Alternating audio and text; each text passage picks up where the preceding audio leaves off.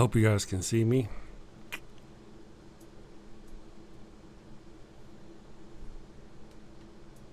Let's see here. Fucking. OBS.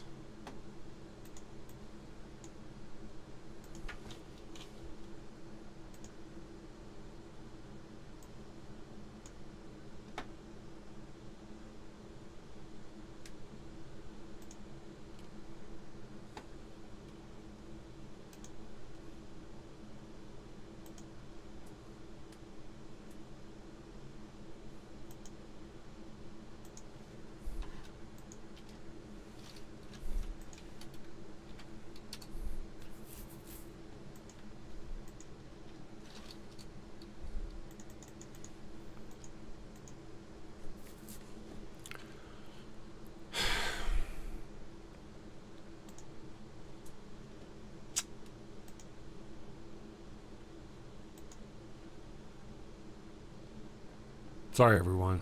I hope you can hear me. Hope everything's there. Damn thing. All right. Sorry. Well, it looks like I can see people. Atheist mechanic. I love the tech issues. True enough. Well, one of the things I was doing before the show started, you notice this is going every time somebody types and not when I highlight it. Just every time. And I was trying to get that to stop, and I look up and just shit is broke. I'll have to fix it later. I'm just going to turn it off for now. Bear with me one moment. Good morning, everyone. Thank you for joining me today. It's a wonderful day in the neighborhood. It's Tuesday. Apparently terrible Tuesday. Let me go here to the featured chat and just turn that shit off for now. Sorry, guys. There we go. Good morning, everyone. I hope you're having a great week. It is Tuesday. I've changed things up a little bit. I'm going to try to, change things up because that's what I do. And let's see. Fresh from Florida. I'm impressed with anyone that can live stream or edit. I'm useless, and I've tried for many hours. I appreciate it. It's been quite a thing. It's I've learned a lot over the past few years. Really, I'm not really sure. I got a new computer, new install of OBS, an updated version of. They just updated it too. So, and what I did was I went from the starting stream to the my face. I just hit the button and it just kind of froze. And anyway, let's see what's going on here in the chat. Fresh from, I'm impressed. Okay. Secular Philidus, can you prove this Jesus person actually existed? Which Jesus? Oh, Faustino. Jesus paved the way for the collective consciousness. That's kind of silly, don't you think? I mean, that's silly. Extremely vague. Don't you think that's extremely vague? And the collective consciousness. Have you never heard of like Buddha? You've never heard of Buddha, right? Who is here long before Jesus. You've never heard of him? Never? I mean, yeah, Jesus is not the vague of vague. He's just not. So there's that. Now, did you notice my comment, Faustino? You mentioned in the chat, you asked a question, and before the chat died, I responded. You're talking about the Jesus talking about being of peace. Let's see if I can find it here. What about Christ's consciousness? Right? What's that even mean, really? Be serious. So I asked you, what does that mean? And you're like, he told us to be like him, peace-loving. And my response, I don't know if you saw that, was peace-loving from the same guy who told us to pluck out our own eyes, to hate our own family if they're not part of the same cult that we're part of. The same guy who said he's going to come back and murder everybody who's not part of his religious sect. That guy? Yeah.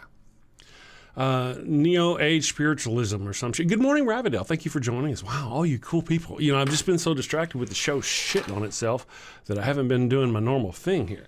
Future of Earth, good morning. Oh no, Jesus spaceship destroyed all the dinosaurs. Yeah, I suspected, man. I suspected. Good morning, everyone. Sorry about the broken stream. El Streamo is El Brocano. Like I say, I'll figure it out. Yes. Here we are. Good morning. Let's see. Chemical Squirrel, thank you for joining us. I want to do this thing here, just because, I got to go. Normally, I do the thing. I change the thing, and we're going to do stuff, but we'll be back. Boops. You're not going to believe this. I didn't believe it, but I mean, I was completely blown away whenever I heard it. I was like, oh, yeah, that makes sense.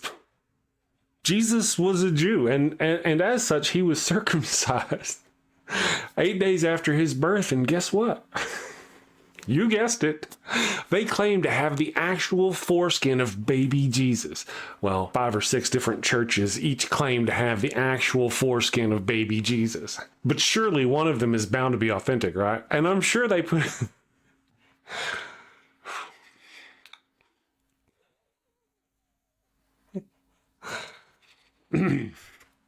And I'm sure they put it on display from time to time, as Catholic folk are wont to do. So you can probably even go look at the dick flesh of your holy savior if you want.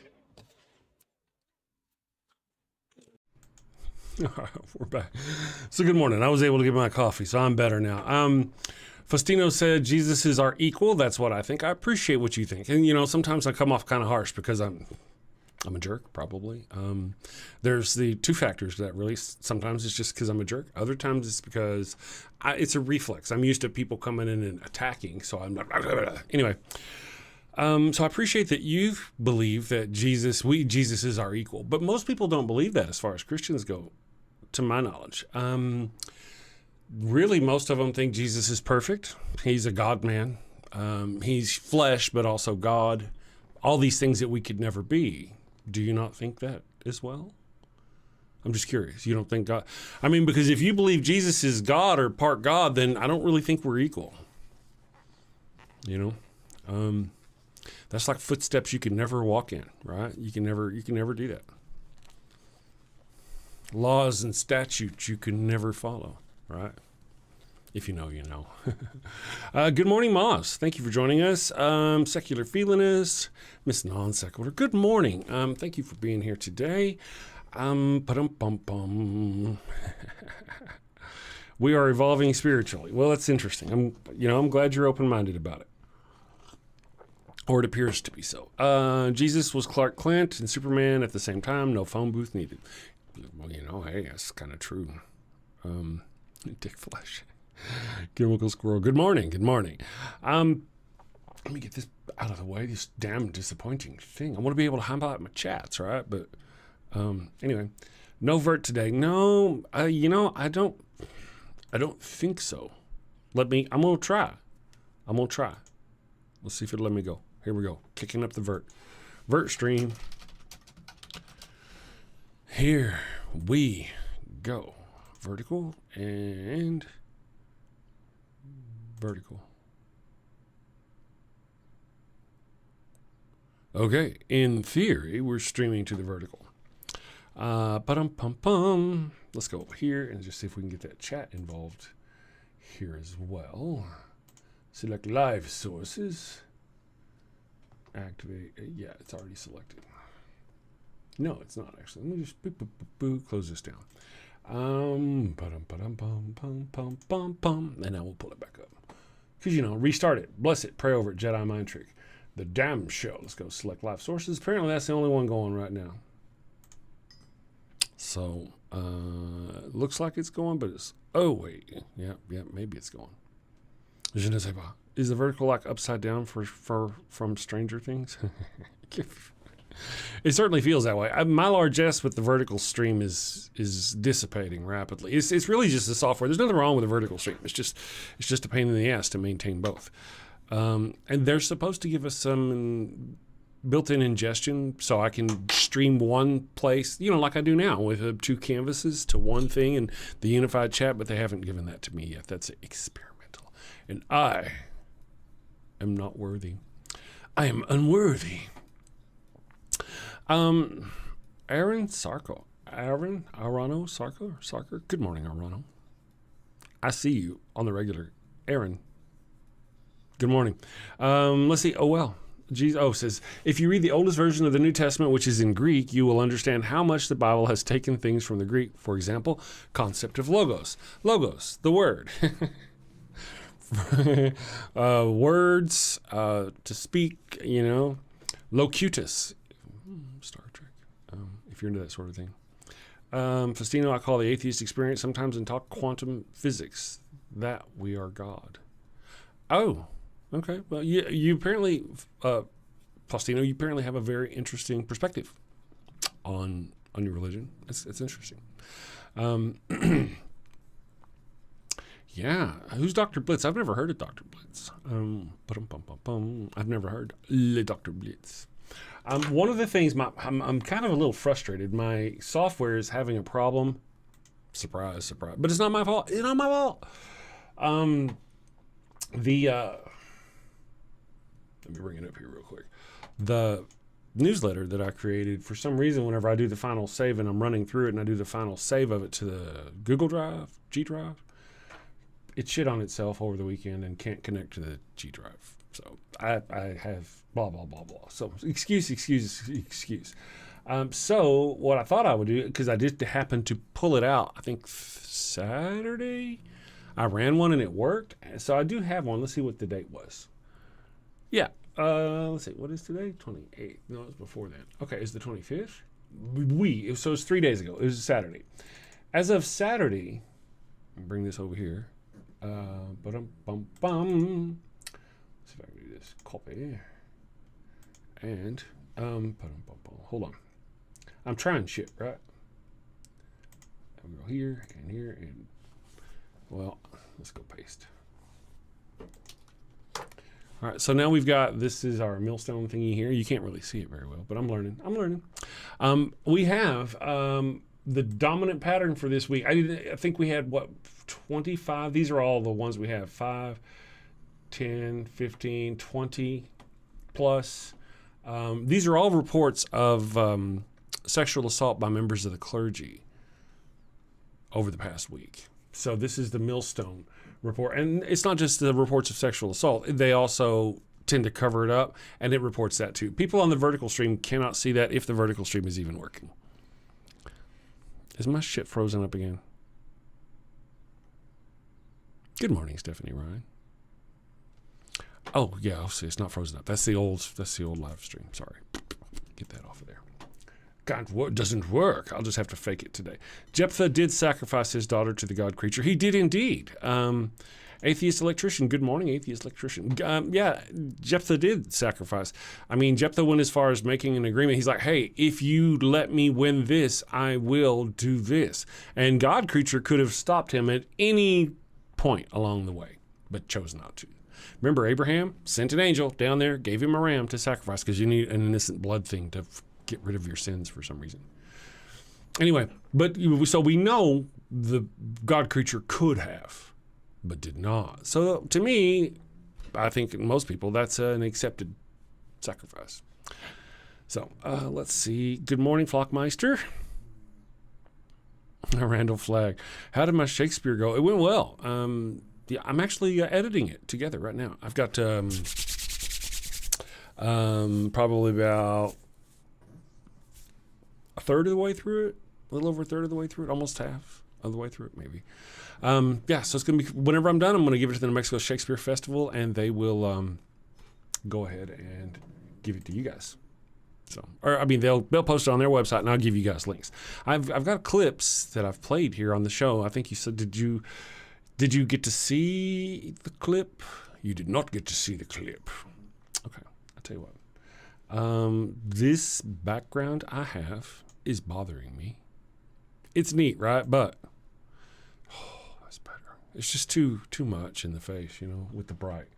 Let's go here real quick and see if I can find Thusly for You, Randall Flagg, and everybody else who's interested. I will play, in case you were not here the other day, I will play for you the... Enough! Here is a sick man that would speak with you. Caius Ligarius, that Metellus spoke of, boy, stand aside. Caius Ligarius, how? Thou say good morrow from a feeble tongue. Oh, what a time you have chose, brave Caius, to wear a kerchief. You were not sick. I'm not sick. If Brutus have in hand any exploit worthy the name of honor. Such an exploit have I in hand. Had you a helpful ear to hear of it? By all the gods of Romans bow before I here discard my sickness. So, brave son, do right from honorable loins. Now, like an exorcist is conjured up me mortified spirit. Now, bid me run. And I'll strive with things impossible. Yea, get the better of them. Oh, what's to do? A piece of work that will make sick men whole. But are there not some whole we must make sick? Aye, that must we also. What it is, my Caius, I shall unfold to thee as we are going, to whom it must be done. Set on your foot, with a heart new fire I follow, to do I know not what, but it suffices that Brutus leads me on. Aye, follow me then!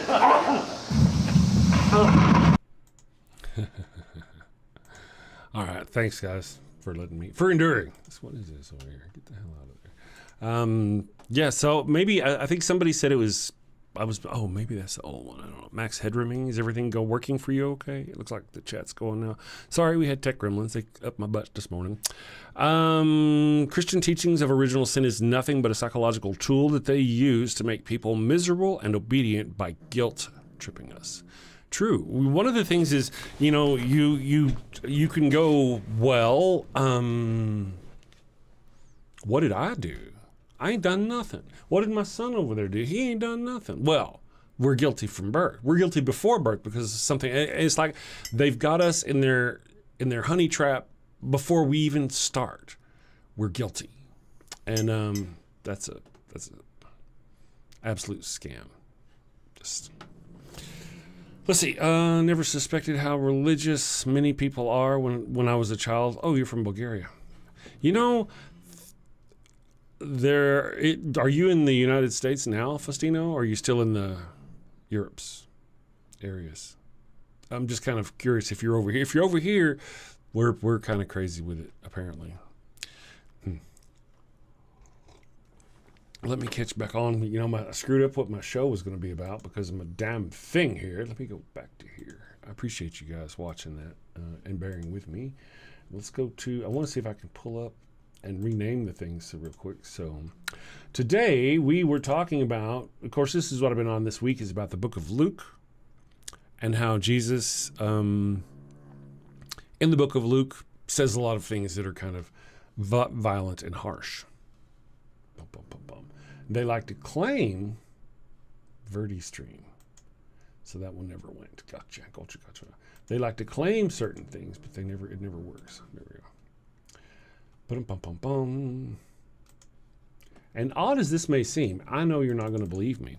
I actually got here early this morning, and I got the stream all set, and I was ready to go, and I got other things set up, and I was going, oh yeah, I'm excited. Notice I changed the shit so you could see stuff, but no, everything had to go crazy and wonky. Let's go damn show live, boopsie, and then go here real quick. 1 second, friends. There we go. Now, so have you guys? Now, I've talked about the things that I've seen in the Bible before, as far as the things Jesus has done or said that were that could potentially hurt people, hurt families. Some people don't see it that way. Jesus says, hate your family if they're not part of my cult. And there are Christians out there who are, that's right. That's the way it should be if you're not part of his cult. And that's just it's kind of we have a different moral set that we live by. Most of us, I think some of us, live off of some form of secular humanism to a fashion. But whenever you deal with a theist or a Christian who doesn't work on the same moral set that you work on, it's difficult to compare apples and oranges. Do I think it's right or wrong to murder someone? Well, I think it's wrong to murder someone because X, Y, and Z. But if you're going by divine command theory where whatever God says is right, well, it just depends on the context. If God says kill that baby over there, you go kill that baby over there. Holy, holy, holy is the Lord. Therefore, we have a different morality set that we go by. And you can't say that God doesn't say that because he does over and over again. Over and over again. And it's those Christians who, the Old Testament, they deserved it. But Jesus, meek and mild. And well, Jesus did the murdering then in the Old Testament. If Jesus is God, well, no. And then they started equivocating and talking and all that business. It's like the Mormons' pre-existence. Adam and Eve consented for everyone. You know, that's kind of an interesting way to put it. Yeah. This whole notion that somebody else did something wrong and we all have to suffer. I mean, that's not good. That's not good. That's not good at all, really. Of course, we know that's just an excuse. It's a way to explain how and why this thing happened. You know, we're here in the world. The world was created. Why do women have that problem? Have pain in childbirth? I guess. Because they're intellectually inferior? Is that the message we're taking away from that? I mean, that's what Paul thinks in 1 Peter 22, isn't it? Where he says, you know, don't allow a woman to teach or have superiority over man, something like that. Because Eve was weak and Eve fell into transgression. Right there in the New Testament, they're already blaming Eve. Every religion is against murder. It's just as bad as blasphemy in some religions. Isn't that weird how you said that, future of Earth? Murder should be the one that's the worst of the two. The phrase should be blasphemy is almost as bad as murder in their religion. But the phrasing you chose makes it sound as though blasphemy is worse. Speaking bad words against an imaginary God, imaginary creature, is worse than committing homicide against another homo. It's homicide, right? So let's see here. Let's go here. Every religion is against murder. It's just as bad as blasphemy. That's what blasphemy. Yeah. In some religion, yeah. I feel you. I understand what you mean. Except, of course, when they murder, they can always find reasons to murder Christians, theists. It doesn't have to be Christians. Let's cast that net wide. Good morning, Mr. Perfect Cell. I'm a blasphemer. Hope you're having a good week. Yeah, good morning. Let's see. To get people to commit atrocities, you must get them to believe absurdities. Yeah, that's you've heard that other thing about how nice people do nice things, bad people do bad things. But in order to get nice people to do bad things, just give them a religion. And now their God is telling them to do things that they would never have done before. Sean Alexander, Guten Morgen. Thank you for joining us today. Crazy Fox Lover. Oh, that's a cool name. I dig it. Picking up what you're putting down. Nice to see you. And Maz, the moral stories of the Bible are horrible. Numbers 31 is just promoting what is now war crimes. Numbers 31, is that the one where it tells them to keep the women for the sex slaves? Oh, that's the one where it says, where Moses tells his generals, because they failed the command that God had given Moses, which Moses gave to the people, which was to murder everyone, wipe out an entire people. But they didn't. They spared some of the females. So Moses went out there all pissed off and said, is that Numbers 31? Is that the right one? Mi burrito estano bueno. Numbers 31. Oh, yeah, I've looked this up before. It might not be it, but yeah. Oh, kinky. Numbers 31.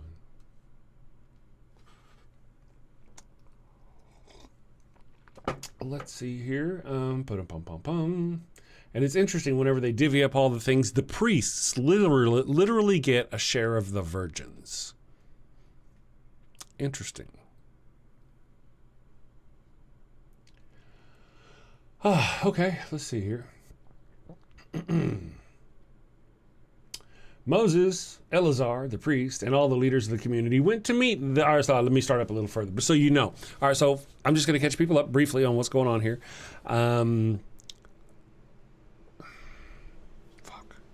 There's actually two stories going on. One was an older story, and it was about the... not the Midianites, but somebody else. Not the Midianites, but somebody else. But the story got twisted around in a later telling, and it come up with... Anyway, so Moabites. It was the Moabites. Originally, the Moabites had done something wrong. And then the Midianites got the blame for it later. But it's because they conflated something. And the guy who was the hero in the story before, Balaam with his donkey, he gets killed off somewhere in this business here because they've turned him into a bad guy as part of this later telling of the story. Anyway, carry on, Chris. To my point. Here, they fought against Midian. Now, the reason why Moses and his people went to war against Midian, they went to war against Midian because some of his people left his tribe and went to the Midianites and was worshiping their gods and having sex with their women. That's why they're going to go kill them. Not for vengeance, not for blood, not for murder, not because they've come and killed their children. Sure, I didn't miss it. Oh. Okay, hold on. The Lord said to Moses, take vengeance on the Midianites for the Israelites. What vengeance? What vengeance? Vengeance? Murder, death, kill?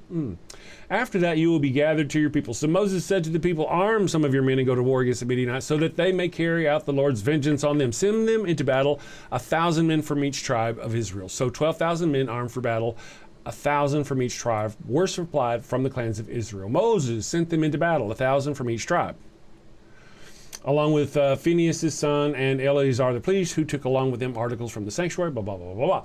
They fought against Midian, as the Lord commanded Moses, and killed every man. Among their victims were a whole bunch of men people, kings. They also killed Balaam, the donkey guy, right? The donkey guy, the son of Beor with the sword. The Israelites captured the Midianite women and children and took all the Midianite herds, flocks, and goods as plunder. Okay. They burned all the towns where the Midianites had settled, as well as brought their captives, spoils, and plunder to Moses and the priest and the Israelites' assembly at the camp on the plains of Moab. Moab? By the Jordan across from Jericho. Moses, the priest, and all the elders of the community went to meet them outside the camp. Bear with me, my friends, bear with me.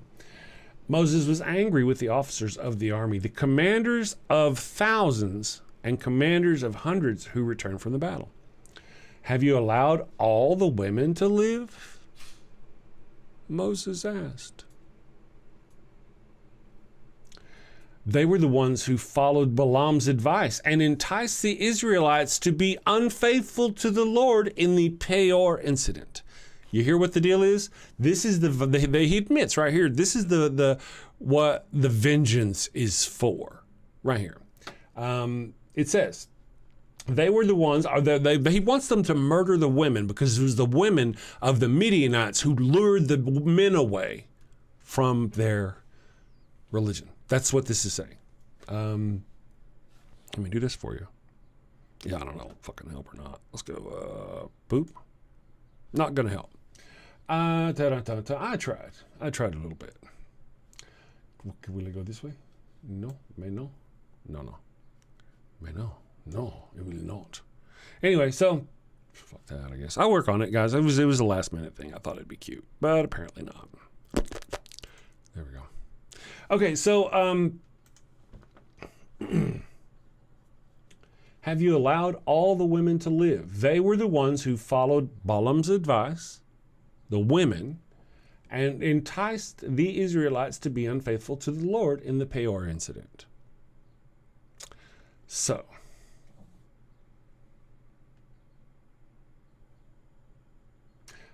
that a plague struck the Lord's people. Now, so in other words, according to this, the women of the Midianites, Moabites, enticed the men of Israel away, not all of them, obviously, but some of them, away, and enticed the Israelites to be unfaithful to the Lord in the Peor incident, so that a plague struck the Lord's people. So when it sounds kind of like they got the cooties, the crotch cooties, a plague, some of their men went to have sex with part of another tribe and then came back and they had a plague. Anyway, we'll ignore that part of it because that's just wild speculation. But still, so some of the men were enticed away by women, and God's people gets a plague. Doesn't say the Moabites get a plague. Why don't the Moabites get a plague? Or the Midianites? Well, the Midianites, why don't they get a plague? Isn't it weird that God would punish his own people for that? But wait, because he punishes everybody. Everybody. Even his own people who had nothing to do with it, and the people of the Midianites who had nothing to do with it. So here we go. Back to the thing. Back to the point, man. Mi burrito está no bueno.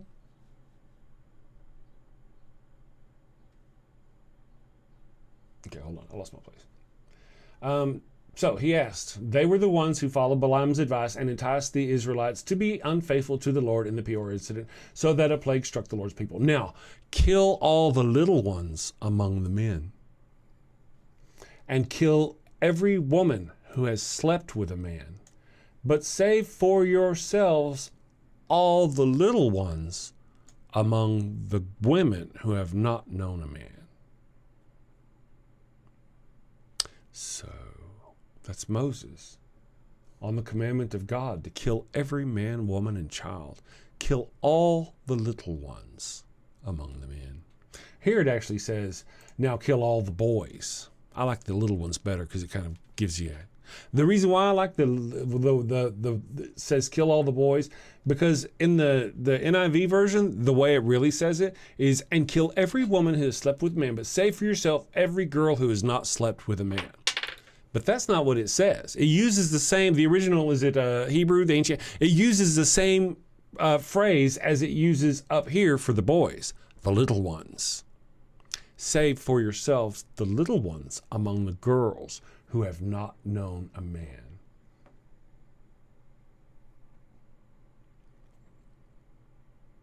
Now, let me ask you, I wonder just how that works. Obviously, you've got a pregnant woman. Clearly, she's known a man. So that means Moses is commanding them to murder pregnant women. Right there. Moses. Hero Moses. Murder pregnant women. But there's also the thing about all these girls. How do you determine who's a virgin? How do you do that?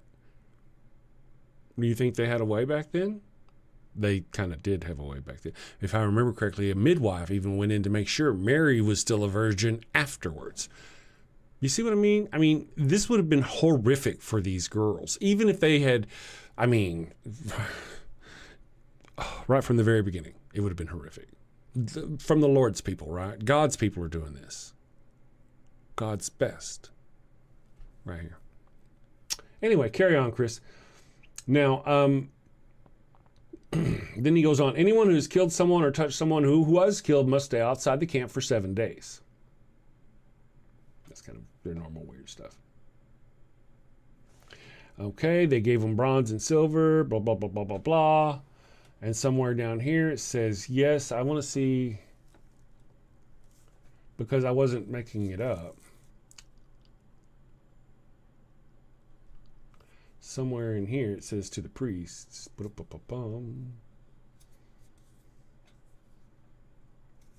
Yeah, okay. So from Israelites' half, Moses selected 1 out of every 50 people and animals as the Lord commanded him, and gave them to the Levites, who were responsible for the care of the Lord's tabernacle.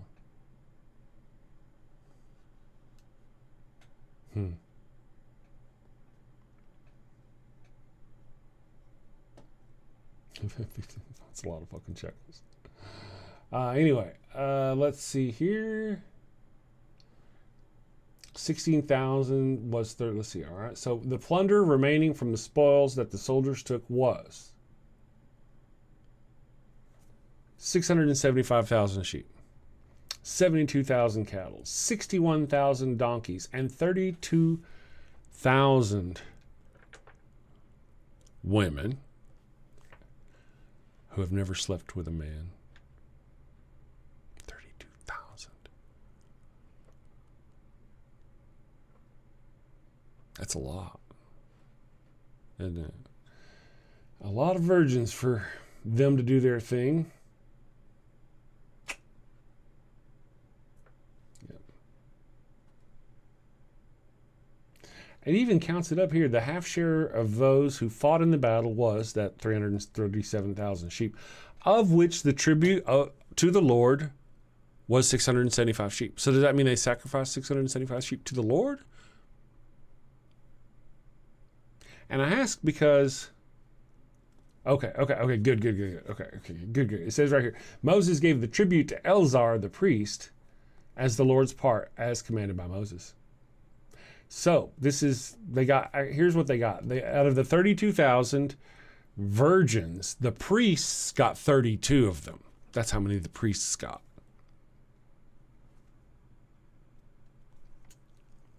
You know, morally speaking, as a kind of like a normal moral human being, that number should have been 0. Don't you think? 0? You know, heretic annihilator, you're just making shit up in my chat again. Just don't even. I mean, do it, but shit. It's crazy. This notion that like you're equivocating here. Well, actually, the surrounding nations, you could only keep a debt slave for 4 years. You know, that's really all the surrounding nations had some sort of an accord, an agreement of any kind, really, any kind, and let alone one of them that just dealt specifically with how long you could keep a debt slave for, because they had debt slaves. I'm sure they probably did have debt slaves, probably almost certainly. But that's not the kind of slaves we're talking about. Most of the time, that's not the slaves they're talking about. Most of the time, that's not the slaves they're talking about. They could, to be clear, my understanding is if it was a Hebrew man who was enslaved, he was enslaved for 7 years and then offered the opportunity to leave. Not the women. They had to stay. They didn't have a choice. They weren't allowed to leave. No, I think they were actually allowed to leave too. I remember thinking they weren't, but they were. A woman slave after 7 years, I believe so. Anyway, but kind of the point is that after that, you know, if you got married while you were there and you had children while you were a slave to this person, or if they had you married, whatever, you can't take them with you. They're still slaves to their master. So you can agree to stay a slave with your master, so you can stay with your family, and they'll pierce your ear and give you a special earring for some kind of agreement. Yeah. Owning people is just kind of a thing. What's wrong with the Old Testament? I mean, come on, Old Testament, you're afraid of the Old Testament. The Old Testament is the face of your God. You're afraid of the Old Testament? You should embrace the Old Testament. Jesus is God, of course, as you probably suspect. But I mean, go look at God is in the Old Testament, all throughout it.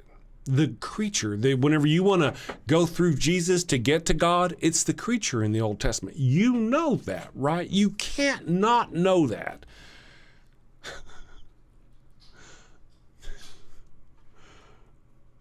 I mean, I'm just saying, you know.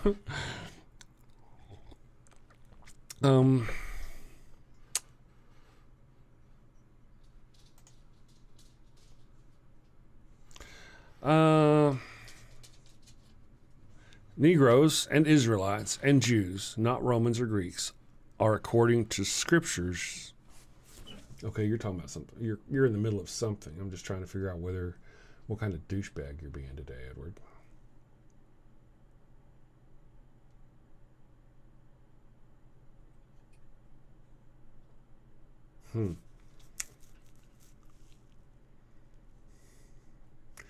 I kind of, based on kind of almost what I think I'm getting from you, and I could be wrong, I'm kind of getting from you. Picked it up in the middle, so maybe I'm attacking a little early, but I'm kind of getting from you the whole notion that they really should have to go to the house of Israel for instructions in the Word of God to receive salvation. I don't know about salvation necessarily, but if you believe what Jesus believed, you should go to the temple and do the sacrifice. Thank you, Ivy Ann. Wow, for the 20-pound super chat. I appreciate it. Not sure if the same over there, but in the UK, abandoned credit debt falls off your report after 7 years. Fucking Bible. That's true. I think that's the same here in the United States. 7 years after, then your debt falls off. Yeah, my understanding. Now, I wonder if that's where they got that. That'd be interesting if that's where they got that. But yeah, but that's only for Hebrew men. That wasn't for everybody. It wasn't, just people in general. It was just for Hebrew men. So they did have full chattel slavery. And remember, it was chattel slavery, but for 7 years. And of course, God creatures, they're making sure that you know how much to beat your slave for and how hard to beat the slave and how long to beat the slave and if, that sort of thing. Thank you, Avian. I appreciate you. Thank you very much. Super chats are fantastic, you guys.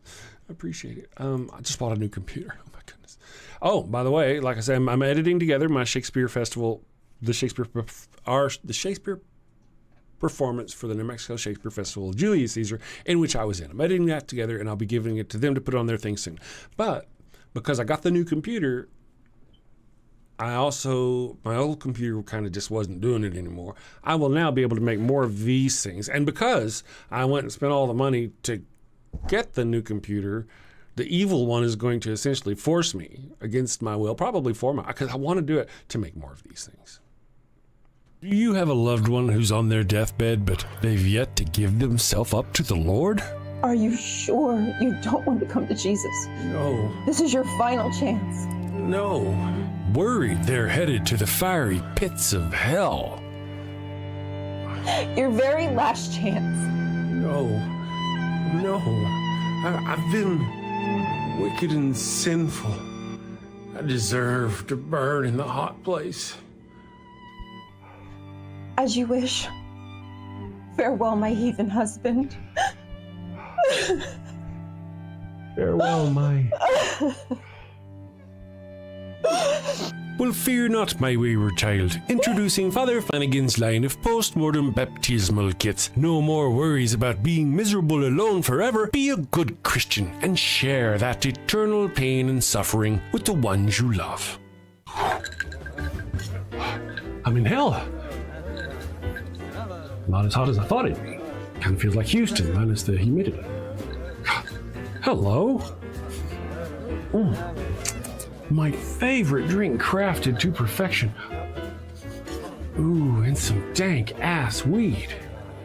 I can't bear to be down on my face chanting, holy, holy, holy is the Lord, every day, all day, for all eternity, by myself. Wow, is that George Carlin? And Alan Turing, look at that. Carl say, oh, I am so honored. You've been my hero since I was a kid. Neil deGrasse Tyson, what are you doing here? Oh, I get it. I get it. Schrodinger's heathen. Very cute, you. Very cute.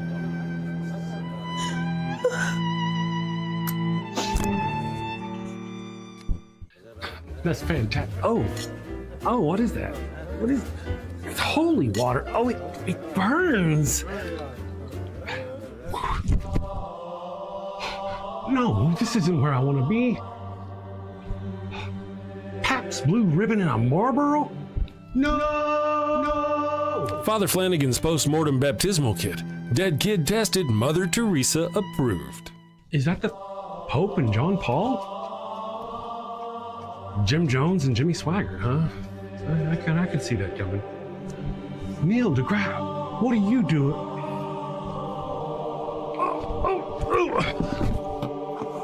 Holy, holy, holy is the Lord. Holy, holy, holy is the Lord. Thanks, Father Flanagan. Damn them to an eternity in heaven for only $59.99. They wouldn't appreciate it, but you'll feel better, and that's the point, isn't it? Get yours now. Your heathen loved one's time is running out. Holy, holy, holy is the Lord. This is some bullshit. Holy, holy, holy is the Lord. All right, we are back. So, good morning, everyone. So let me just get this up here off the screen.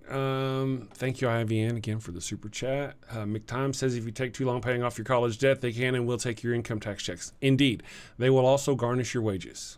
I mean, so we can try to run away from that debt and just not pay it for 7 years, but they'll try to come after and just garnish your wages to do it. And then Edward Barber asks, why do you white people lie and try to change the Bible icon to fit your own white skin color? Now, there's a problem, a slight problem here, is that everything he says is true. It's true. That's true. We didn't do it. He's in the wrong room for that if he's blaming us. Us white people didn't do it, but he's not wrong. I mean, I have a whole video about how Jesus is patterned after Cesare Borgia. So yeah, but almost all of the other cultures pretty much do the same thing. There's, I think, Ethiopia, they have a black Jesus, which probably almost certainly would be a more close resemblance to how he really looked. But anyway, I get what Dylan or Edward Barber is going out there. I just don't know why you're doing it here to us, unless you're talking to those few Christians that are here. I get you. I get your frustration, and I see the line you're trying to walk. Well, I don't know if you're trying to walk it or not. Because it's such man, it's true. White people have done that. Why have they done that? Well, because, right? Did God make them in their image, or did they make him in their image? Yeah, Edward. Just anyway, I feel your frustration about that part of it. Because they absolutely have. They've totally hijacked. Anyway, but as far as any of I haven't really, I'm just kind of catching what I can catch. Your wife's acting skills, Ivy Ann, are top notch. Miss Ivy Ann, I have never met Ryan. Ryan is the lady in the video with me there. I've never met her. That's what I'm talking about. I used DaVinci Resolve to put us all together. That was all a bunch of green screen and, CGI and that sort of thing. But my old computer was just getting where it could not handle it. So I got me a new computer, man, it can handle it. And for those of you who are keeping up, I found my DaVinci Resolve key yesterday. I got it back. So very grateful for that.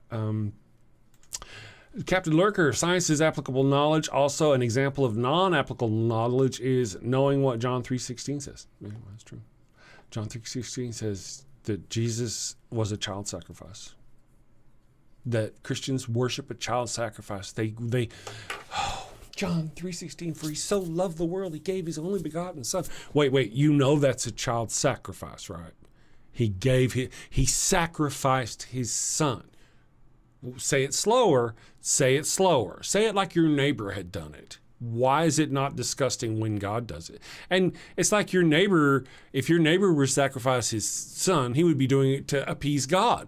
But God doesn't have some big mean God creature over him demanding blood. It's just him. He's the one that you have to sacrifice Jesus to for him. It's just, yeah. Yeah, Ryan is fantastic, though. I really enjoy Ryan. It's just that we used to do the show together. I started taking calls. I took calls for a while. That sucked, man. It's just the same argument every freaking day.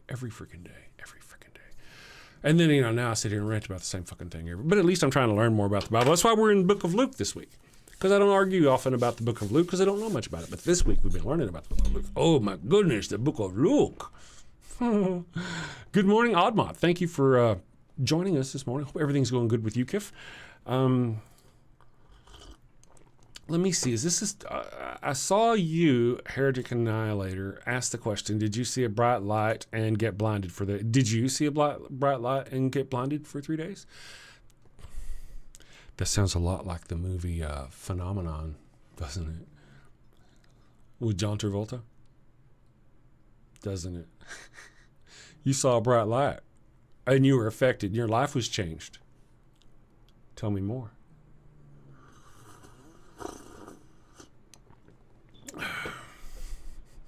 You're fun. Captain Lurker. Okay, gotcha. I read that. I read Dylan. It's eye popping. It is. Good morning, Dylan98. Thank you for joining us. Nathaniel, and yet true, if you're irrefutable fact, there is no God. Okay, wait. Mr. Perfect. Nathaniel is saying to Mr. Perfect, and yet true. If you irrefutably knew for a fact there is no God, this live stream would not exist, and you wouldn't need to conversate about it. You'd move on with your lives. Well, really, that's not true. I kind of get what you're going with, but if the problem is not us, it's Christians. The problem is Christians. We're not here because we have a problem with the faith. We're here because Christians believe this shit and force it on everybody else. That's why we're here. So if they would stop forcing their bullshit on people, hurting other people. Oh, we don't hurt other people. Trans people, gay people, women. Just Yeah, let's not even go there. So, you know, if it weren't for that, then we would stop doing the live stream. Yeah. And I don't really see why. Yeah, I believe there is no God. So this whole notion that I would change, that's just, I know because the cult book said so is par for the theist course. Yeah. Conversate is not a word. The word is converse. I know. Well, you know, part of the deal is I do actually know there are quite a few things that I've brought up from my raising, my Texas childhood, where I intentionally bastardized certain words. And now it's kind of gotten where I've done it so long that those words have slipped into my own knowledge. Thank you for calling me out on that, though. I mean, you're not wrong. Wokesto, good morning. Rush is God. The free will argument nails it. Rush gave us free will. Free will can only come from God. Therefore, Rush is God. You are welcome. Thank you. I mean, who's Rush? Rush, you mean the band? Like really, really awesome. Lady, when I with you, I'm flying. Something like that. Okay, let's see.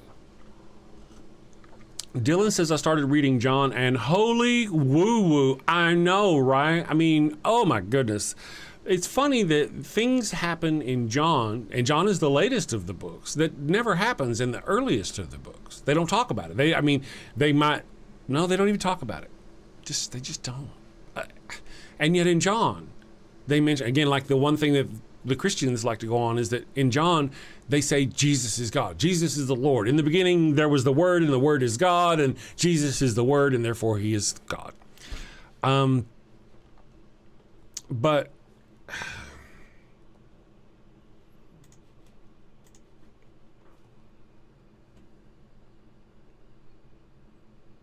sorry.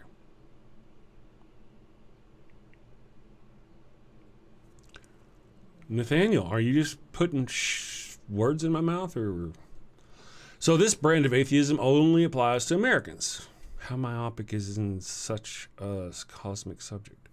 Maybe you're not even talking to me. You can't. I don't think anything I said. You must not be talking to me. Sorry. Carry on. Because I had something going on and Rush. Okay. Oh, the whole free will thing. Goodness gracious, that's a whole nightmare too. But again, I've been learning on the book of Luke, and now again, like the book of Luke, there are things in the book of John that the book of Luke, one of the earlier Gospels, doesn't mention. One of the big things again is that Jesus is God. The book of John claims Jesus is God, not like is separate from God and like part of God or the Son of God, but is God. And not in too many subtle ways, you know. There are times in the book where John the writer says the things, and there are times in the book where Jesus himself, under John the writer's penmanship, claims these things as well. Or at least alludes to them to the point to where the people around him are about to stone him to death for that very thing, for claiming to be God. So that's the book of John, written by John, obviously, or well, not, you know, but you know what I mean? Clearly starting out the gate, clearly opening the door saying, hi, this book is going to present to you that Jesus is God. That's how it opens the thing. The Word is God and Jesus is the Word and first was the Word. And I mean, right? It opens up telling you that it's fan fiction equating Jesus to God. But Jesus never said he was God. Never did he say he was God. Over and over again, he was referred to, we go over this, he was referred to as the Son of Man. He referred to himself as the Son of Man all the time. When he was referred to by an angel, by a demon, by the devil, by God creature himself, he always is referred to as the Son of God. The Son of God, not God, the Son of God. Then comes Mark, right? After all these other books, Mark comes along and makes these things up, where suddenly Jesus is saying, the Father and I are one. Right? John 10:30. where they pick up stones to stone him, and he equivocates, and then he says something similar, and then they go to stone him again, and he runs away instead of using his Jesus-like powers. So the one that John 10:30, remember that, my atheist friends, when you're Christian people who come at you with the whole John 10:30 thing where Jesus claimed to be, remember, have them go look. He claimed to be, they threatened to stone him, he equivocated, and then ran away.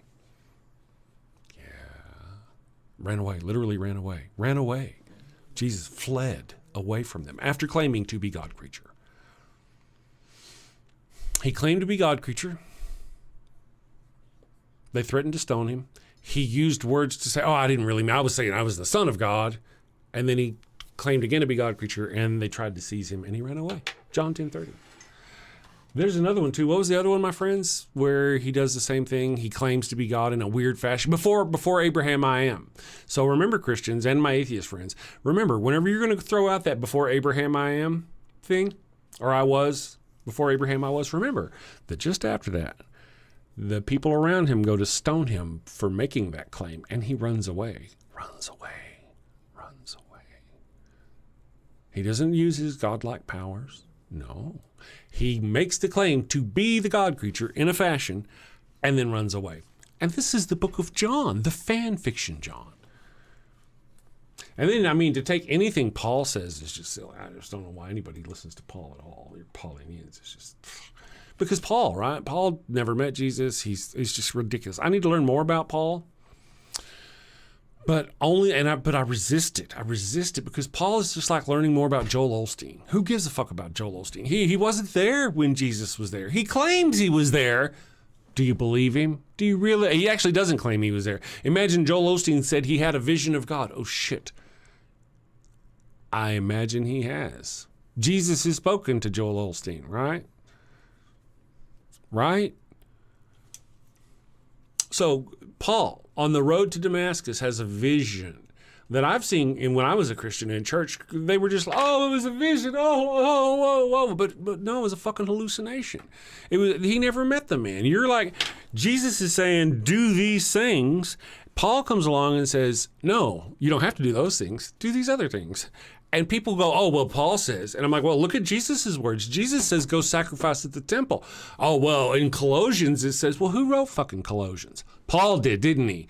Did Paul ever meet you? So you're going to take Paul's word over Jesus' word. Gotcha. I'll be in the corner of hell over there. Come visit with me because you're going to be in hell with me. Let's see, what can we do here this morning? Let's do this one.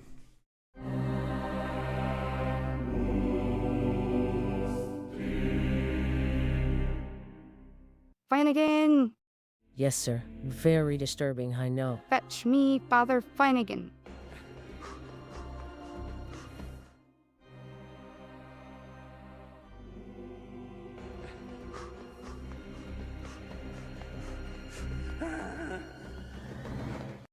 Your Highness. You are in the presence of His Holiness, the Pupius Maximus, guardian of the sacred fire hydrant, defender of the holy tennis ball, and eater of the golden kibble, Pup Oliver Poopsalot the Fifth. Your popedom. I heard you have a bone to pick with me. Condoms, Father Finnegan? No, thank you. I've got plenty. That's what I mean. Why are you selling condoms? You mean our Faro Sombrero line of condoms. Understood. You know how we feel about those around here. Well, they're not to be used by the Catholics, of course. Not for Catholics? No, they're part of our Sinner Gonna Sin lack of faith outreach program. Sinner gonna what? It's like getting the tithe, but from the heretics and the heathens and the atheists. Oh, well, when you put it like that. But, Your Highness, this will reflect very poorly on the church. True. You know what this means, Flanagan? Warning label. A warning label on the box. Not for Catholics in big letters. Too subtle. Instant purgatory if used by Catholics. I like it. Divine branding. Excellent, your Popedom. Would there be anything else? That will be all. You may leave.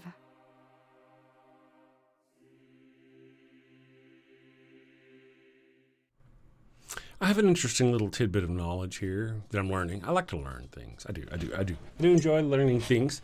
The whole thing about Jesus, really, he was primarily a Jew. I mean, he was a Jew.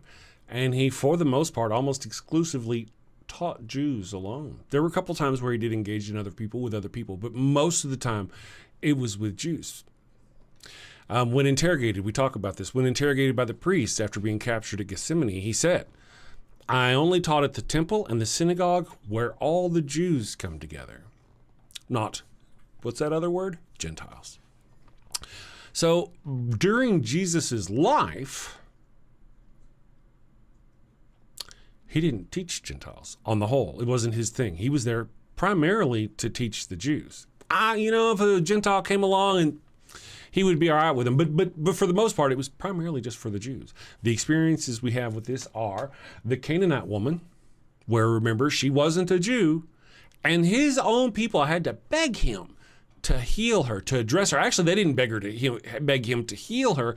They begged him to send her away because she was annoying them with her begging for her daughter's life. Let's go look at that up together, my friends. Let's see. Why do you not put scriptures? Biznatch, the Canaanite woman. Let's do this together for fun. Because, I'm taking it out of context. So we can't have that. So let's see. Matthew, where is it? Come on, man, don't be a jerk. Matthew, ooh. Okay, that's the one I'm looking for. Matthew 15:21. Let's start with it. 15. Let's just do 15. 15. Copy, paste. Matthew 15. That which defies. Okay, so let's go here. I'm going to go up here.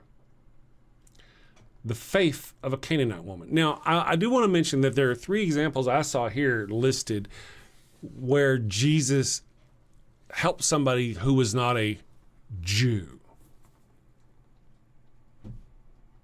However, he also describes them as having great faith, apparently in him. Right? Wouldn't that? Anyway, but had it not been for that great faith in him, he would not have healed them. Back to the girl. Leaving that place, wherever he was, leaving that place, Jesus withdrew to the region of Tyre. Oh, that's the one. Yeah, this is the one. Okay.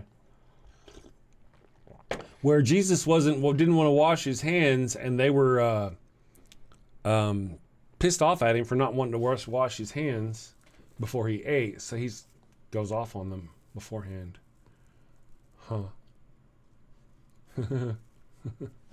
Anyway, back to On Point Man. Leaving that place, Jesus withdrew to the region of Tyre and Sidon. A Canaanite woman from that vicinity came to him, crying out, Lord, Son of David, have mercy on me. My daughter is demon-possessed and suffering terribly.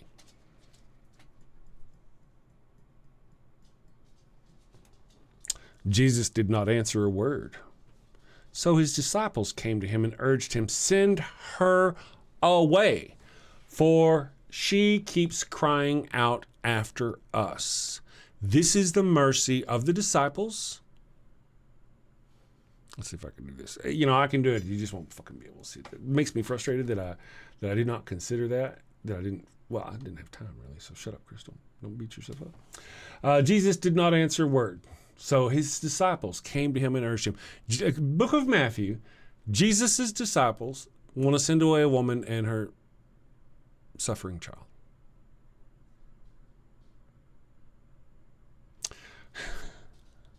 Yeah, Revelations 2:2 is Jesus praising the church for weeding out all the false apostles. Really, I mean, the whole deal, anytime this is a death cult.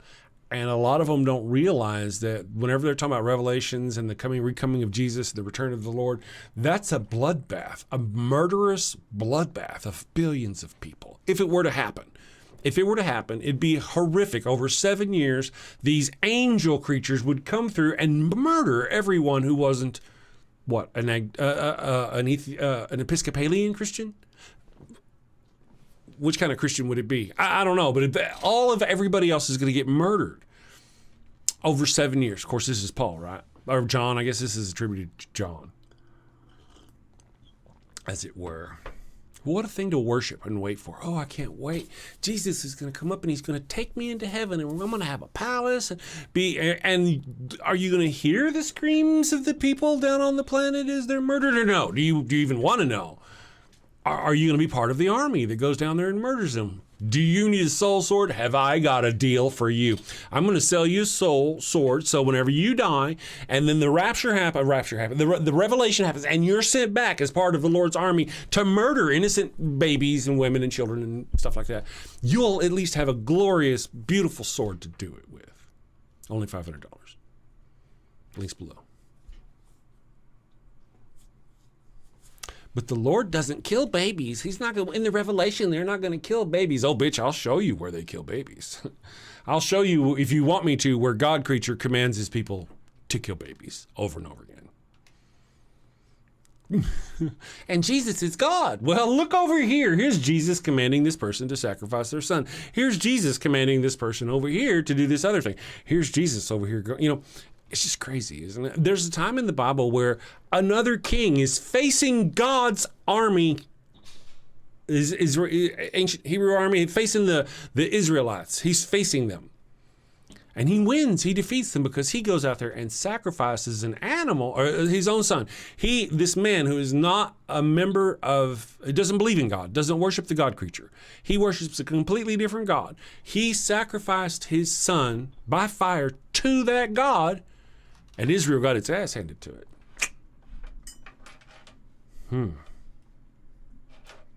Oh, this self-flagellating whip. That's right. What is the message you did not get in the New Testament that you took as given in the old sacred kingship lineage? Good morning, Victoria Thomas. How are you doing today? I hope you had a wonderful weekend. Let's see. King James was married to a Catholic, yes or no? Well, King James, is that the worst thing about King James? King James, as far as from a Christian perspective, King James was a homosexual. Just saying. Old Testament is about laws and sacred kingship for generations. Then Jesus lands in the New Testament. What is being narrated? What is the message you did not get in the New Testament that you took as given in the old sacred kingship lineage? That's all. It's cute, I guess. Blood and murder and death. That's what I get from the Old Testament. And Jesus in the New Testament promising more. He does. Jesus promises more. Not only does he tell you to pluck out your eye, cut off your hand if they commit sins. Do you have 2 eyes and 2 hands? Not only does he do that, but he tells you about leaving your family if they don't believe in you, all this other stuff. And then in Matthew 24, is it 24, 27, where he talks about he's going to come back and do what he's talking about, what you think is going to happen in Revelation. Probably where the author of John got the idea from, I would guess. I don't know. But that's where in the book of Matthew, Jesus says he and his angels are going to come back and murder everyone on this planet who does not believe in Jesus Christ. Everybody who's wicked, all the wicked. Only the righteous, not the good, but the righteous will be saved. So everybody who's not the right kind of Christian and the right temperature of Christian, you know what I mean? They weren't hot enough for Jesus, so he spit them out of his mouth, remember? So you got to be the right kind of Christian and the right temperature of Christian. Otherwise, you're going to be murdered and thrown into a burning furnace with gnashing of teeth. You know the gnashing of teeth thing. You're familiar with that? That's where that comes from, Matthew 27, where he's talking about tossing billions of people, man, woman, and child, into a furnace. Jesus, meek and mild. Yahweh is obsessed with foreskins. Yeah, I think there's some sort of competition to see who can get the most foreskins, or maybe he wears them. Hey, Bailey, quit. Maybe he wears them as earrings or necklaces or some business. Where's Daisy? Where's Daisy? We took Daisy to the doctor yesterday. Somebody posted pictures today. Oh, that's Bailey back there. licking her paws is who that is. She's better now. She was sick there for a while. Let's see. Oh, my chat's going up. Heaven is insufferable with all those crying babies. No, they're all in hell. In fact, they're all in hell. Yeah, all of them. All the babies are in hell. That's where they would be. Yeah. Well, I mean, why would they be in heaven, I say? Or why would they be in hell, I say? Well, that's because original sin, right? They were dirty. They were stained. They were unclean. Were they not? They had not had the opportunity to become clean through absolution. Therefore, they were dirty and filthy and are probably screaming in hell right now. What kind of God do these people believe in? To even entertain that kind of shit. Yeah, Bailey's got some eyebrows. There's Jack. Jack, you got to see some Jack. Hi, buddy. Jack is getting some gray going on. He really is. Let's see. Unless it was grown in a lab, every child ever is guilty of violating a woman's bodily autonomy without her consent. Well, in a way, yeah. Well, no such thing as an innocent child. You know, I don't know about the without her consent. Women put a lot of effort into trying to get pregnant. But I'm not going to argue with that on you. You know, Greg, you know me. That's not the hill I'm going to die on. The whole thing about a soul being stained before it's born is kind of rough. You know, I mean, don't you think? If that's how you really believe, if that's the Catholic thing and that's what they truly believe, man, damn, you know. To have abortion's the least of their problems. Victoria, if you bury the sacred lineage with untruths, how would you do it? I don't know. You got some stuff going on there, don't you?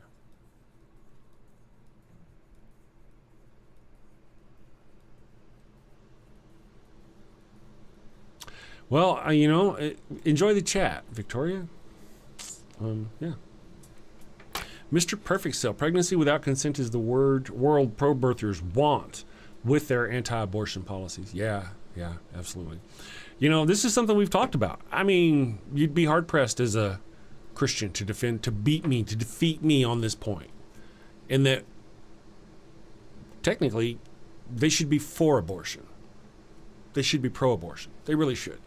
Because, I mean, unless you're one of those people whose God is so fucking shitty that you think it sends every baby souls to hell for not doing anything. If that's your God, then I can't help you at all.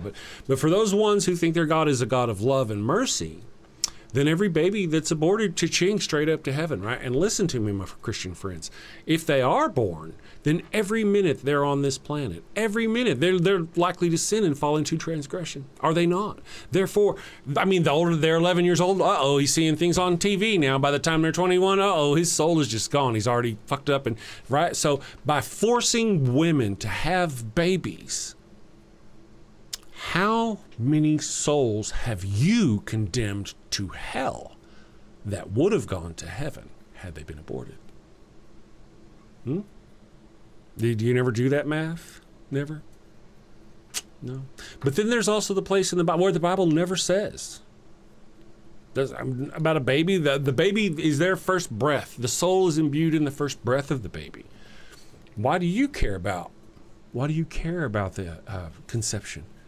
It's not really a baby. It doesn't even get a soul until the first breath, according to your religious nonsense. So why do you care?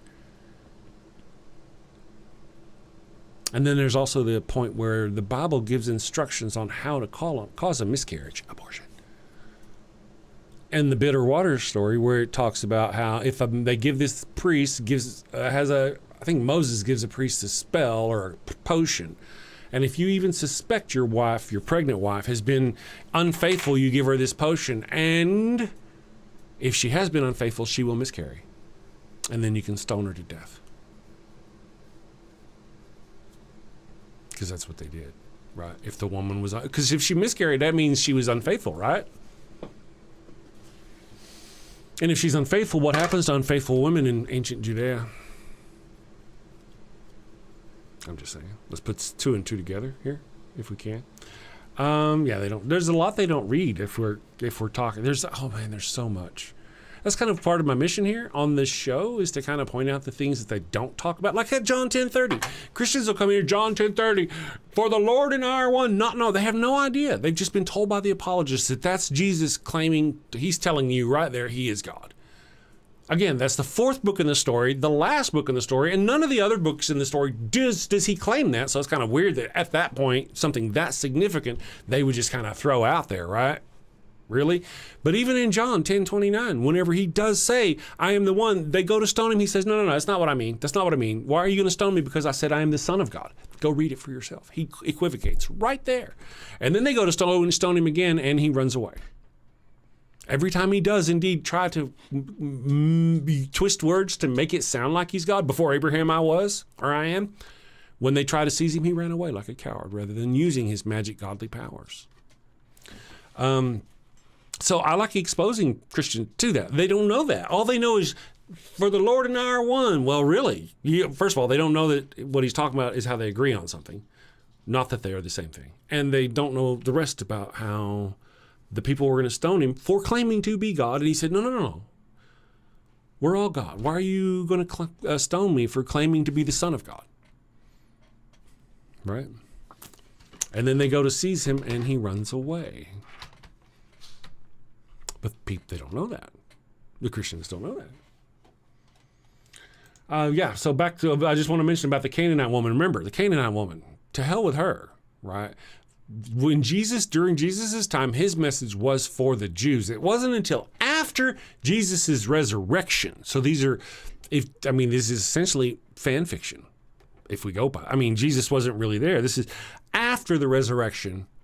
Jesus comes back and then says, okay, spread the word to everybody. But whenever Jesus was Jesus was saying no. Where is it? Let's see here. He says, focus on the lost sheep of the house of Israel. His focus is on the lost sheep in the house of Israel. Matthew 10:5-6. He explicitly stated, I was not sent except to the lost sheep of the house of Israel. This is what he says beforehand. After his resurrection, then he says other sheep. But before he was killed, he was just all about just the Jews. And even whenever he was faced with the Canaanite woman, who was not a Jew, yes, indeed, he did heal her after she begged so much that his disciples begged Jesus to make her go away. Did Jesus finally bother to raise his hand? And then again, only after she submitted to him and said, yes, I'm a dog. I'll eat the food from your table. What the fuck? This is the God creature you saw. This is your Jesus. Interesting. Sad and interesting. Let's see here. Good morning, Kelly. Good to see you. Always good to see you. Well, and Kelly Laughlin, too. Kelly Laughlin, you were here at the shop. I think I saw you say, Bones don't breathe. Is God stupid? Well, God's not real. So is God stupid? I shouldn't say, it depends, really. When we're talking about the same God who claims to know everything and yet comes into the garden and goes, hey, where are you? I don't know where you're at. The same God who comes out and goes, hey, where's your brother? What happened to your brother? He does kind of seem stupid. Like the same God who left his favorite people in the garden with a serpent and the tree they worship. He kind of seems pretty ignorant to me, really. Almost all of his lessons throughout the Old Testament are through violence and pain and death. Almost all of them, for the most part. All of them. Death, destruction, murder, violence. The God creature that you worship is hate. It's built of hate. From the first books of the Bible, Genesis 2 and 3, where it lies to the woman and then punishes her for everything. Book 4, where it rewards Cain for murdering Abel.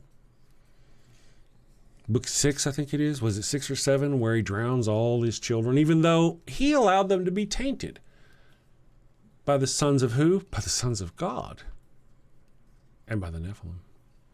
The sons of God go down and they took the human females for their wives. And then God later blames humans. Every thought in their heart was wicked from childhood.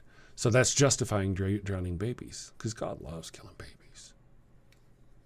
It's a thing. Let's see here. A flashlight.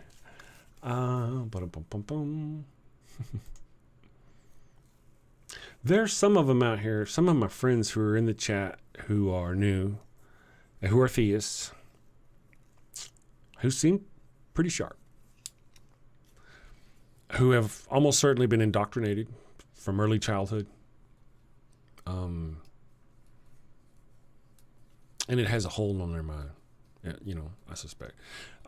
There are some of them who I believe will be smart enough to see through that. Hopefully, in theory. I feel it. Dylan says, Luke 17:10. Oh, yeah. Well, let's look up Luke, since that's where we're at. Yes, thank you, Flockmeister. Genesis 6, I was right. The Lord saw that the wickedness of humans was great in the earth, and that every inclination of the thoughts of their hearts was only evil continuously. The one I read was from childhood. Yeah. Yep. And then therefore he drowns them. Not blinks them mercifully out of existence. No. Just imagine. Can you imagine? You didn't even have nothing to do with this. You're just chilling there. You weren't a wife chosen by the sons of men. You didn't fuck around with the death of a woman. You're just chilling there with your little kid. And then here come the waters. And you're climbing to the top of the roof. And then you get into a branch on the tree and you're terrified and you're pushing your little kid up and you're trying to save them from this merciful, loving God creature who, rather than blinking you out of existence, is going to drown you horrifically. Yeah, sort of like this right here. This is a painting. I'll show it to you in a second.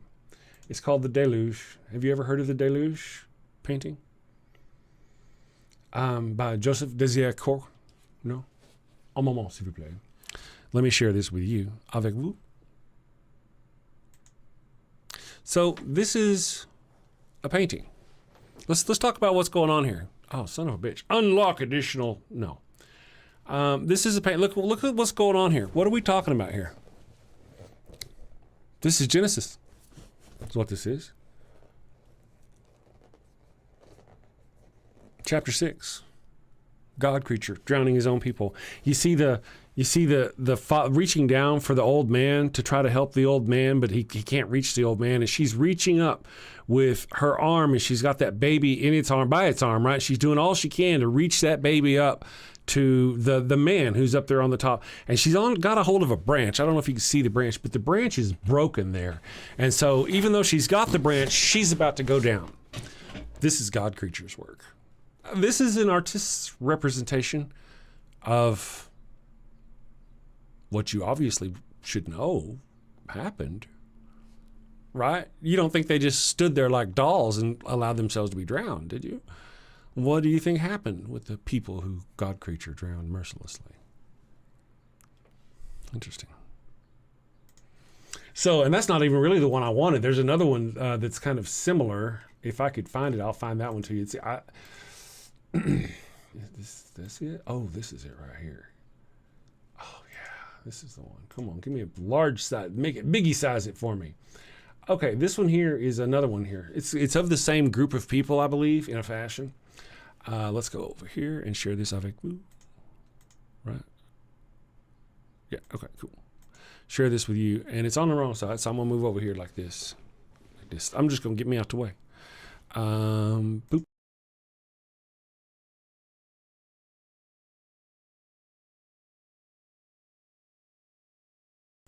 There we go. All right. So as you can see from this thing, and unfortunately, it's going to be a douchebag. But that's not it either. Damn it. Here it is, but it's not going to show it to us like I want. Anyway, the whole deal with this one right here, let me just pop it back up. We'll do it that way. I'll just get out of your way. The whole deal with this one right here, come on, bitch. Oh, I know why. Is that if you look, it's the same thing. You've got the husband, son of a bitch. Get out of the way, Chris. Here we go. You've got the man up there. He's got his father on his back, right? And he's trying to carry the old man. And here he's got the woman in his arm, or he's holding on to her. She's got the baby there. And then she's got another child on her back that was on her back. And he's falling and he's grabbing her hair and trying to hold on. This is God creature murdering babies. Just curious if you're just showing up. Yeah. Artist rendition. How did you think it happened? Yeah, so this was the first one I ever saw. And this one kind of really moved me, if you will. Because if you could see the branch over here, you can't really see the branch over here. It too is broken. It's a broken branch. They're all about to go down. You know, every one of them is on just... Anyway, God creature. God love your God creature. This is art that people of the faith drew. It's weird. It's macabre. Is that the right word? Let's see here what the reaction. Lots of naked. I guess there was lots of naked people back then.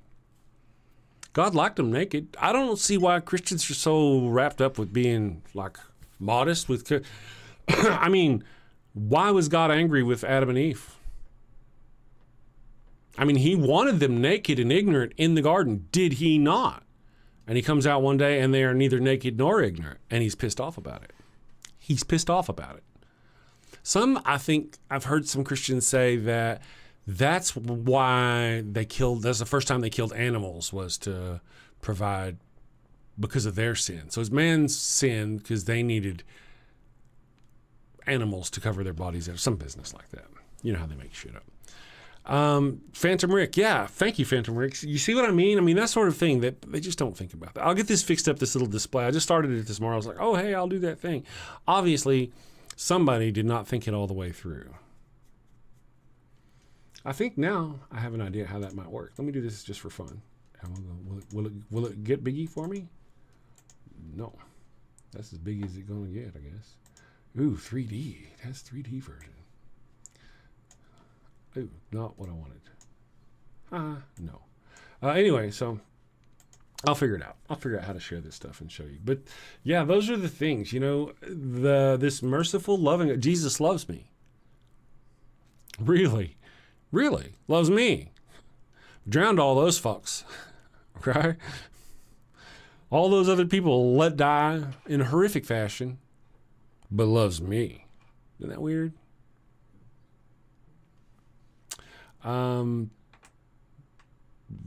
Victor Thomas, good morning. The layers of Christianity are many. That's true. That is true. There's it's Victor. I may have called you Victoria earlier. I apologize.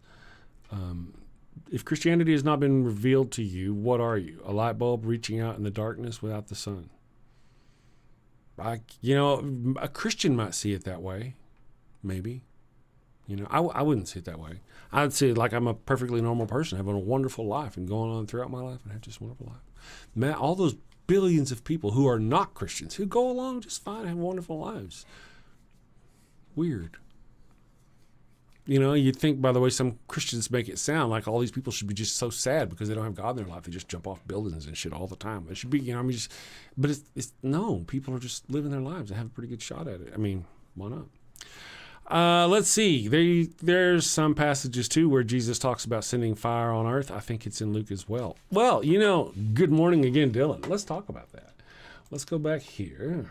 Under leave of Brutus and the rest. For Brutus is an honorable man. Let's go here. My favorite version is in Matthew, but we'll go look in Luke. Luke, this may be just a totally different one.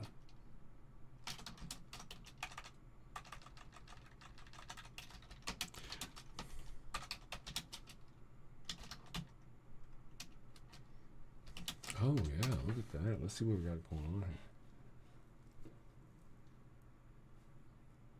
Okay, we'll try Luke 12. If you've got a specific scripture, please feel free to put it in there. The book of Luke is the one that I've been kind of leaning on for the violence part. I don't really choose these things. It just kind of happens. The book of Luke is the one that has these specific parts of the violence. Warnings and encouragement. Let's see here. Oh, yeah. Oh, this is a goodie. Okay, so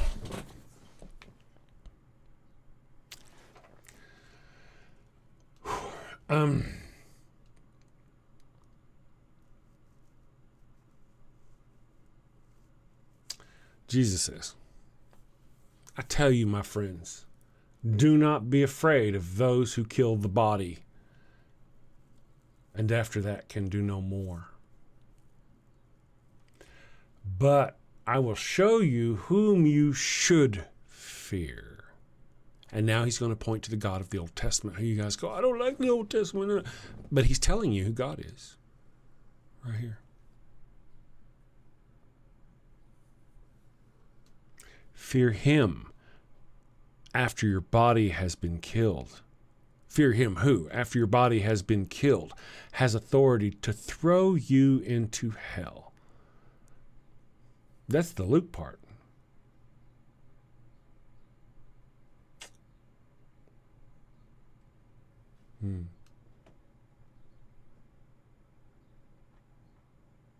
Just reading on the rest of it, see what's going on. It's just kind of normal. Yep. Bum. Nothing to kind of refute what it says. I like to, if I don't like to find something that refutes what it says and then look like a fucking idiot. Yeah, so here it says this. So, be afraid of he who can not only kill the body, but can torment you forever. Fear God. Don't be afraid of those. So I wonder if that's the same one where he's telling them to take up the cross. Hold on a second.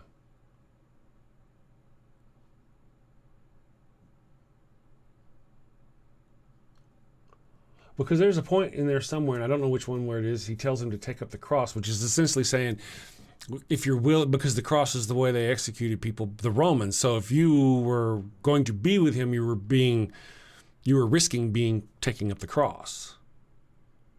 Not being like Jesus and being, carrying a cross down the road or anything like that. You were literally going to be put on a fucking cross. You're going to be executed. This may not be it. Let's just go here. I just want to see real quick. That's kind of funny. Cross. Surely it's not for that, though. Where is it? Boom, boom, aka-laka-laka, boom, boom, aka-laka, boom, boom. Oh, okay. Not there. So that's probably not the one, but I thought that would have been an interesting... Yeah. Right there.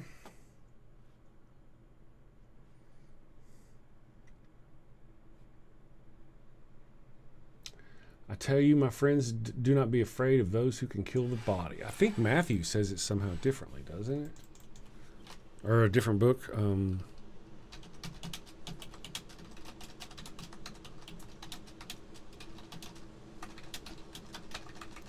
Yeah, let's see.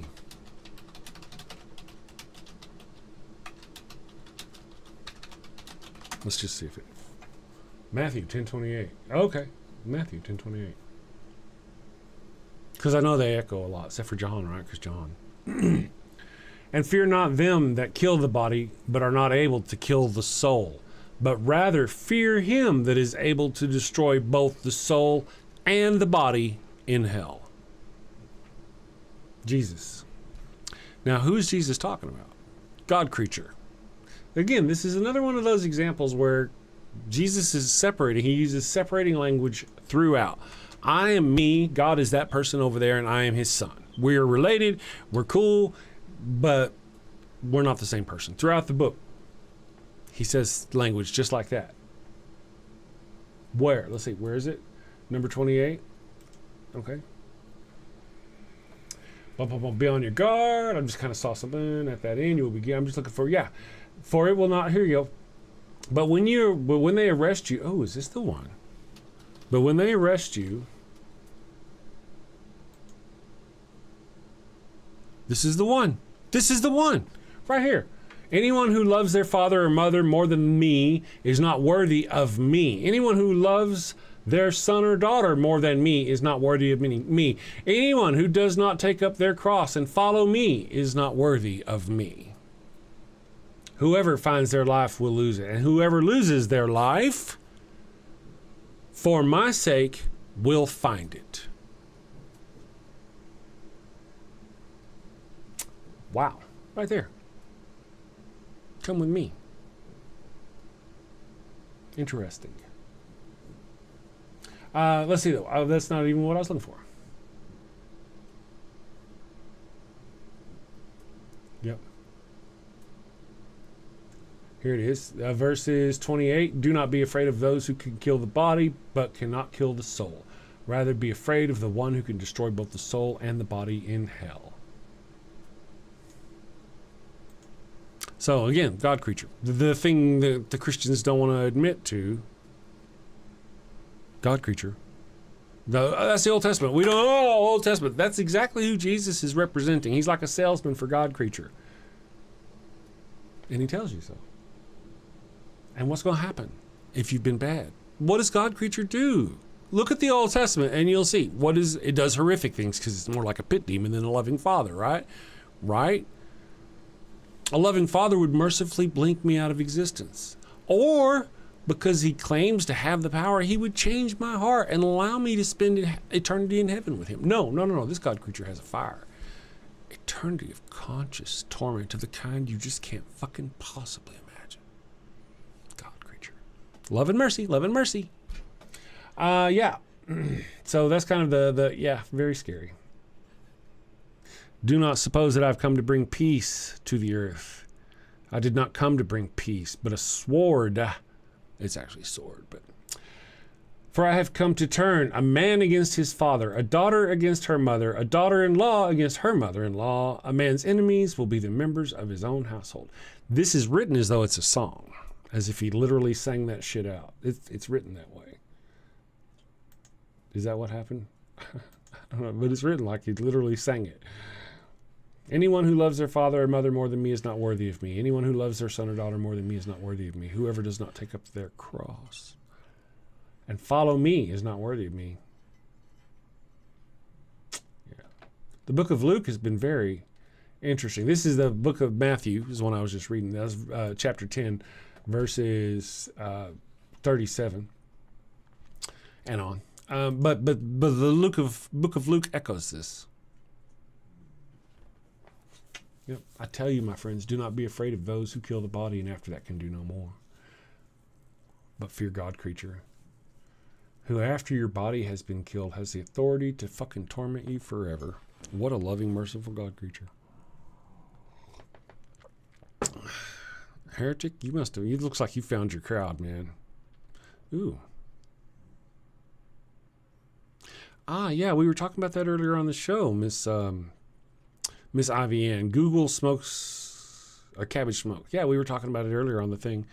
Looking for a passage about Jesus saying he's only here for his own people. Okay, cool. I got you right here, in fact. We were just talking about it. Un moment, s'il vous plaît.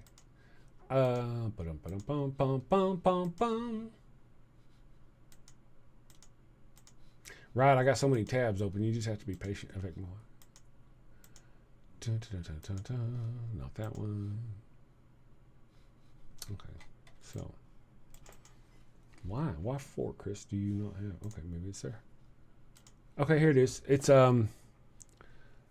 Matthew 10, 5-6. He explicitly states, "I was not sent except to the lost sheep of the house of Israel." After he dies, somebody else comes along and says, "Oh no, he meant everybody." And then later on, Paul just kind of goes after everybody. But Jesus himself, Matthew 15, looks like he does it twice. Oh, yeah, lost of sheep Israel, Matthew 10. And then he explicitly stated in Matthew 15, 24, "I was not sent except to the lost sheep of the house of Israel."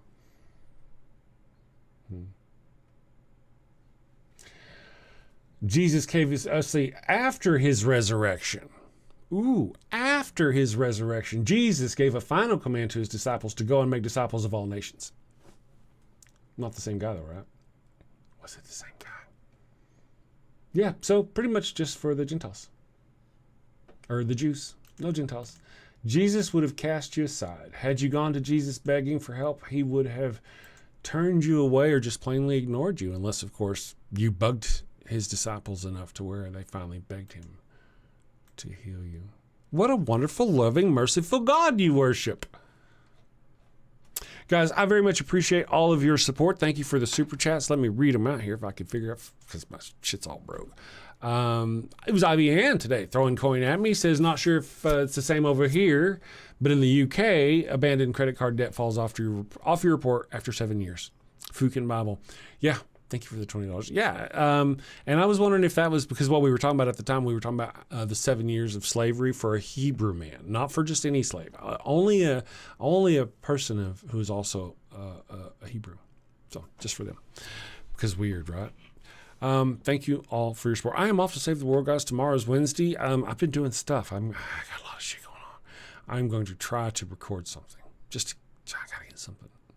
We'll see. All right, my friends. Sin safely, my friends. We'll see you tomorrow. Take care.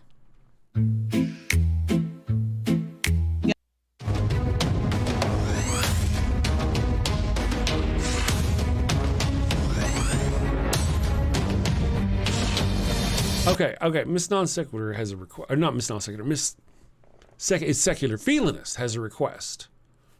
So, if you don't mind, I'm going to play the Pharaoh's Curse, and then we'll run away. And go, Pharaoh's Curse. And go. And go. And go. No go? You no go? All right, we'll do it the hard way. Commercial.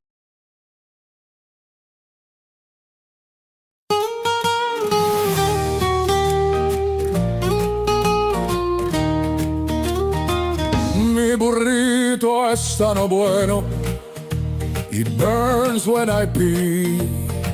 Abraham had the crotch cooties and gave his sister wife to me. El ataco fue no bueno, it stings like a bee. They told me she was his sister, now I'm plagued between the knees. I've got the Pharaoh's curse, a case of penile plague. I've got the Pharaoh's curse, there's fire between my legs. Mi burrito está no bueno, a full bladder I fear. Abraham's lies and Sarai's touch have left me itching front to rear. Mi burrito está bueno, it burns when I pee. Abraham had the crotch cooties and gave his sister wife to me. I've got the Pharaoh's curse, a case of penile plague. I've got the Pharaoh's curse, there's fire between my legs.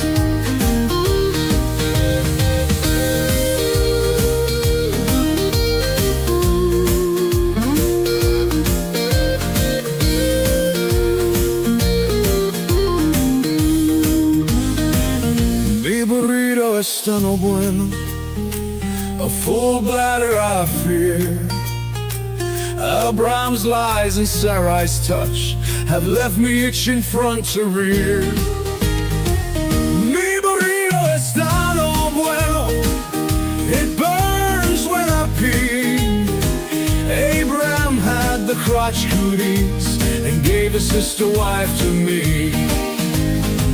I've got the Pharaoh's curse, a case of penile plague. I've got the Pharaoh's curse, there's fire between my legs.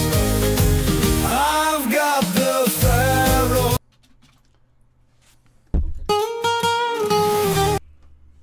I don't know. You know how commercial. Studio One. Hey, I was just going to say to this heretic annihilator, Paul was the Antichrist. Yeah. Yep, you're a Paulinian. Or a Christian. Probably a Paulinian.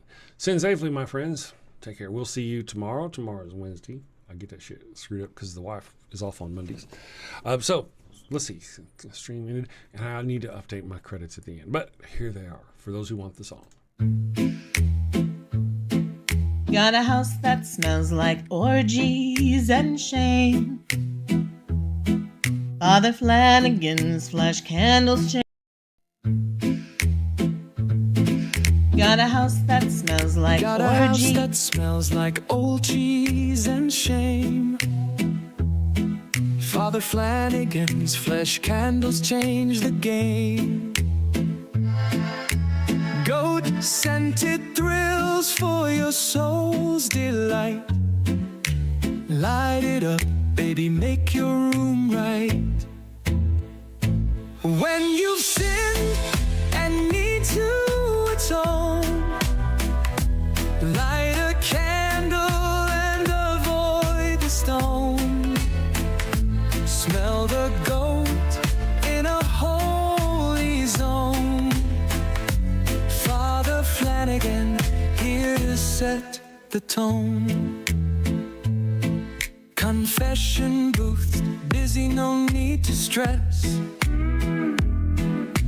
Light a candle and forget your mess. Gross odors vanish like sins in the wind.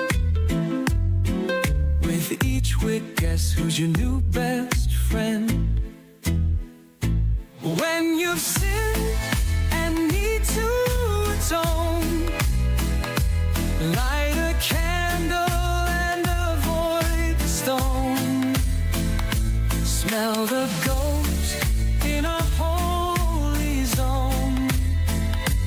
Father Flanagan here to set the tone. Lambs and calves may have their day, but goat's the scent that leads the way. Clean your slate with a sniff so pure. Father Flanagan's got the cure. Turn your home into a saintly space. With every whiff, find redeeming grace. From your living room to the kitchen sink, light the goat candle, don't even think.